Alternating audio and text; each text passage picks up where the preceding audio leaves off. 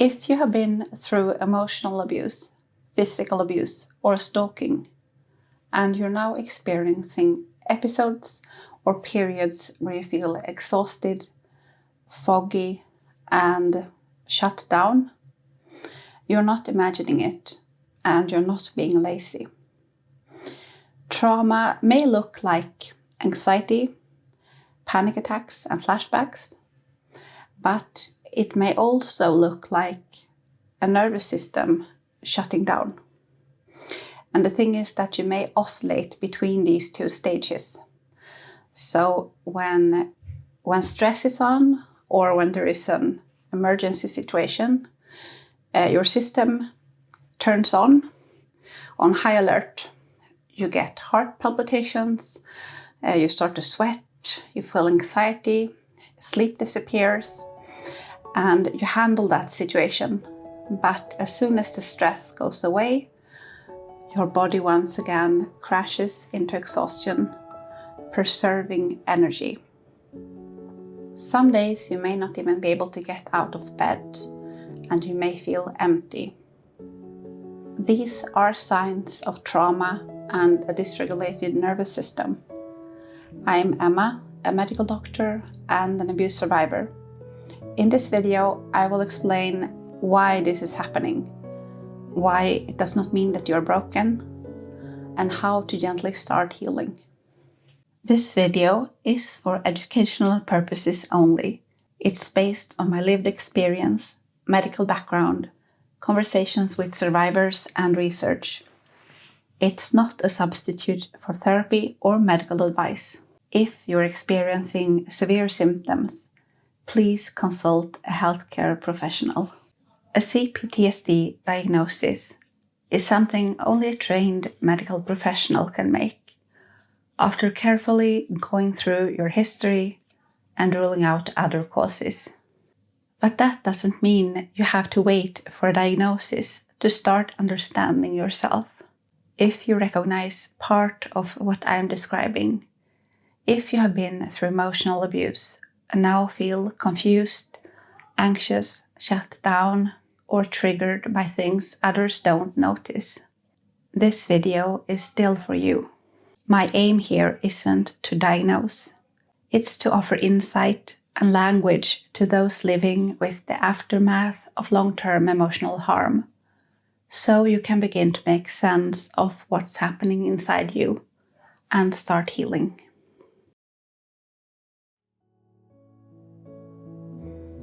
CPTSD stands for Complex Post-Traumatic Stress Disorder. To explain it, let's first start with PTSD, Post-Traumatic Stress Disorder. PTSD happens after a traumatic event, like a car accident or natural disaster. The brain records this as a massive threat, and it keeps returning to that threat again and again, thinking about the event, avoiding triggers. The person may have flashbacks, nightmares, numbness. Everyday life starts to feel meaningless or unsafe. These are all ways that the nervous system is trying to stay ready. CPTSD is similar, but instead of one big trauma, it may be caused by many small traumas or an ongoing threat. Living with a person who emotionally abuses you, manipulates you, explodes in anger, are unpredictable, unable to deal with stress, and suddenly comes with a problem that you're supposed to solve and get blamed for. That may cause your body system to constantly signal the alarm bell. Unsafe, unsafe, unsafe. Eventually, that alarm gets wired in. You start tiptoeing, watching for signs, because the threat could come anytime from anywhere. CPTSD have the same symptoms that PTSD has, but on top of that, there are some more signs. It affects how you see yourself, your ability to feel safe with others, and how you regulate your emotions. You might cry for no reason, go numb, or flip suddenly between shame and anger. I have experienced these symptoms myself. When the CPTSD symptoms were at its worst, I was one day in my kitchen and I saw a person outside of my kitchen window. And before I could analyze the person, my body started this alarm reaction, and it felt like a jolt was flowing through my body, and my heart instantly started to palpitate, my hands started to shake, and I broke out in a sweat. And just a second later, I realized that this is just a person walking their dog, but my body was unable to calm down. It had already signaled the alarm bell. Now let's talk about the freeze response, also called functional freeze. When you're faced with a threat, the body has 3 main ways to respond to that threat. Fight it, flee, fight, flight, and then it's the third one, not that often spoken about, and that's called the freeze response. If you can't fight back and you can't run, your body may freeze. This is especially common in persons who have experienced some sort of emotional abuse during childhood, because when the threat is coming from one of our caregivers who we need to attach to survive, the child cannot fight back and they cannot flee. So then only the third option is left for them. Functional freeze is a low energy survival state. You're not just tired. Your body is shutting down in order to preserve energy in case something were to happen. This is especially common in long-term trauma. If you were living with an abuser for a long period of time, or as I said, if you were abused as a child, then it's easier for the system to go into this third trauma response again. The frustrating thing is that this reaction often happens once we make it out into safety. In reality, the freeze response may already have been active, just hidden behind a constant flood of stress hormones.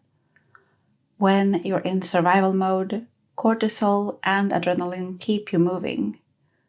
But once you're out and those levels drop, the exhaustion that's been there all along finally takes over.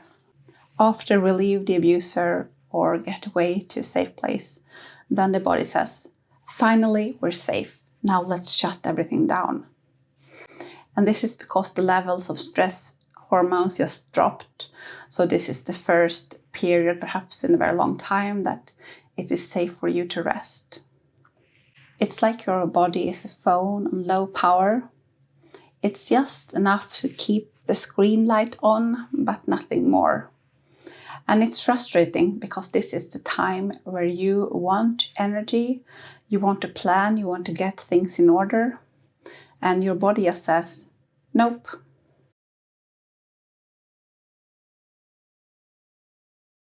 CPTSD and functional freeze interacts, and here's how. CPTSD is the alarm mode, where you scan for danger. Functional freeze is what your system resorts to when it feels overloaded. That means that you might feel stuck in this cycle, so shifting between getting triggered and having the CPTSD symptoms, and then crashing into exhaustion with the functional freeze. Unable to get things done unless it is an emergency, when you once again go into the alarm mode and then crashes, get overloaded and crashes again. It is so frustrating and hard to deal with. but there is a solution, so we'll come to that. CPTSD is like the storm, and the functional freeze is the shutdown bunker. When you're in the freeze, you might feel ashamed, like, why can't I do more? I should be able to get up. I should be able to get things done. Perhaps if I just push myself. But that is very hard to do while in the functional freeze. This may also lead to when energy does return, and when you finally wake up and you have a good day and there is energy, you start to get to fixing all the things that you have not gotten to, leading to overload and then back to the functional freeze. So how do you get out of this cycle? To be able to answer that, first we need to understand that the body doesn't speak English or Swedish or responds to the left brain's logic. You can't think your way out of this. Both of these responses is the body's reaction to living in an unsafe environment.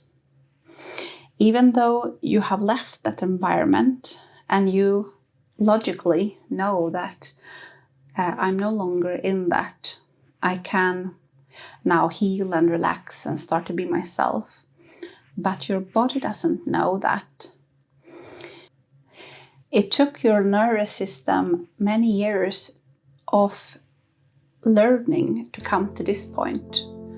So all those small traumatic events, him yelling at you, raging at you, causing drama, blaming you, and all that walking on eggshells, it taught your body that you are not safe. And now, after you have left that behind, you need to create first a safe space for you where you can heal. That means preferably go no contact with the abusive person. And also, any person that you let in close to you needs to be emotionally safe. Then you start to send the signals to the body that you are safe now. And that means doing activities that calm the body down, taking a warm bath, being out in nature, massages, meditation, gentle movements, and being present in the body when you're doing these things. So, because if you're doing these things and you are still thinking about a trauma, then the body can't really tell what is going on, because if you're bringing back these memories, you're still creating the same anxiety reaction in your body, like when you were in that state.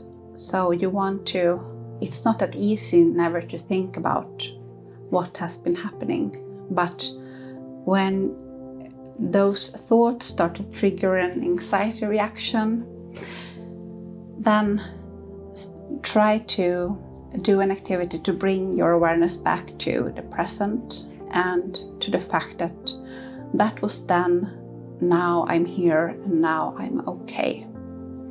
One important note about recovery: you can't push your way out of a freeze state, but you also can't just rest your way out.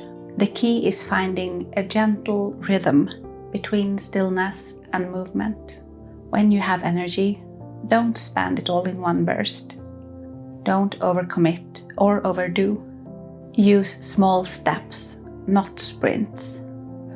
And when you feel heavy or numb, don't wait for motivation.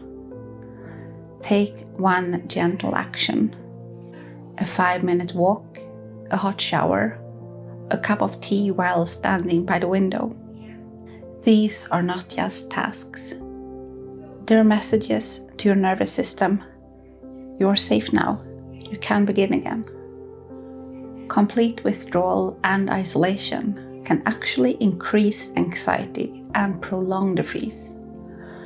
So try to stay connected to yourself, to a rhythm, to something small and real.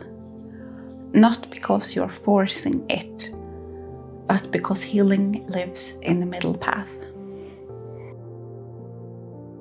Something that helped me when the symptoms were at its worst has been to use a boar bristle brush and to brush my hair, and sometimes I brush other parts of my body just to calm the system down. In my old apartment, I used to take warm baths because I had a bathtub, and that was lovely. And I will put some lavender oil in there. I also like to knit, so I just sitting down and knitting and doing something with my hands and focusing on like creating something with this thread is also something that helps me to keep my mind off things. And what has really helped me in this apartment, so I actually saw a huge increase in my healing after we moved here, because I have my own door here. So I can close the door, and even though the kids are playing, and it doesn't bother me that much because I can go in here if I get overwhelmed. And it's a huge difference to be able to take a nap and close the door. If you're able to do something similar in the space that you're in, it is really helpful to create one place where you can retreat. Healing from these symptoms is a process. It takes time for the body to learn that now we're safe. We can turn down the alarm system. It doesn't have to be on red. It can now come back and be at a normal state. So that takes time for the body to learn. And I still have days. My biggest concern right now is actually that since I started to work, even though I'm only working 60%, so in Sweden that means 24-hour weeks, when I have a stressful day, then my body will go into freeze. And that's really, really frustrating, and I don't know really how to deal with it yet. Perhaps I will have to decrease my hours. We'll see. But anyway, I can see a pattern. It's very helpful if you're able to track the pattern and know what is triggering you. And even though I'm dealing with this, I see a huge difference. Just in the last half year, it's a tremendous difference in my reactions and how my nervous system reacts, and my ability to not get these overwhelming emotions of anxiety, or sometimes I would get angry, and that has passed. So I'm making progress. It's very helpful to keep a calendar. So if you have a calendar where you can color mark the days, if it's a good day, then it would be green, and like a red day would be a bad day, and then in between yellow and orange. And you can choose, so for example, whichever symptoms is the worst one that you're dealing with, if it's the functional freeze or if it's the CPTSD symptoms, you can choose to color like the symptoms that you have the worst issue with. And then if there are days where you, for example, freeze, then you can put an X or some other symbol on the chart so that you will see over time. You can compare like a few months back. And even though, because it's a process, and processes always feel like nothing is happening, even though it's a huge difference for me, yes, 6 months ago, where I would not be able to function in a job actually. And now I'm able to do that. And my everyday is functional, and I do not get these overwhelming feelings. So a huge improvement. But I'm feeling frustrated. It is taking a long time. And when you have this calendar with the colors, then you can go back and compare. So am I really not making progress? Or am I making progress, but perhaps it is still frustrating and I wish I could just heal? Sometimes it's not sufficient to deal with the symptoms yourself. Something that really helped me when it was at its worst, I have talked to psychologists, not trauma-informed psychologists, but normally educated psychologists. And for me, it wasn't sufficient, because the ones that I spoke to, they had not lived through these experiences.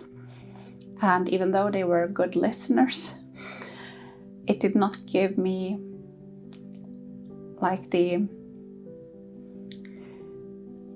connection or validation that I felt that I needed then. So I actually spoke to another female survivor for a period, and that helped, just to connect with someone who knew what I was going through, and I didn't have to explain or defend anything. So that felt like emotional support. There are trauma-informed therapists that can work with you and help you on this healing journey.